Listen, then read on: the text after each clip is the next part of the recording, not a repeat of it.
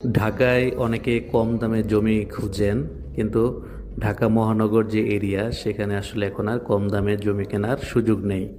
ঢাকার পাশে যেরকম বাড্ডা, বেড়ায়, ডেমরা এইসব এলাকায় একসময় কম দামে জমি খুঁজে পাওয়া যেত, কিন্তু সেসব এলাকায় উন্নয়ন কার্যক্রম চলায় এখন সেখানেও দাম বেড়ে গেছে। তো ঢাকা জেলার পশ্চিম পাশ যেটা, সেখানে এখনও ওইভাবে উন্নয়ন কার্যক্রম হয় নাই। সেই সব কারণে সে এলাকায় দাম অনেকটা কম রয়েছে। আপনারা চাইলে কেরানীগঞ্জ, বছিলা, বিরুলিয়া, সাভার এইসব এলাকাতে এখনও কম দামে জমি খুঁজে পাবেন। 2 লাখ টাকা থেকে 10 লাখ টাকার ভেতরে আপনি ভালো পজিশনে জমি পেতে পারেন।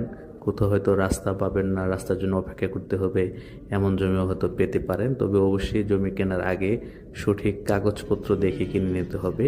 এই যে দেখছেন যে একটা কৃষি জমি এরিয়া, এই জায়গায় কিন্তু অনেকেই ইতিমধ্যে জমি কিনেছেন। এসব সবাই কিন্তু ঢাকার আশেপাশে একটু জমি কেনার জন্য এই জমিগুলি কিন্তু কেনা হয়েছে। মাঝখানে দেখেন কিছু বাড়িতেও কাজ হয়েছে, কিছু দেওয়াল তোলা হয়েছে।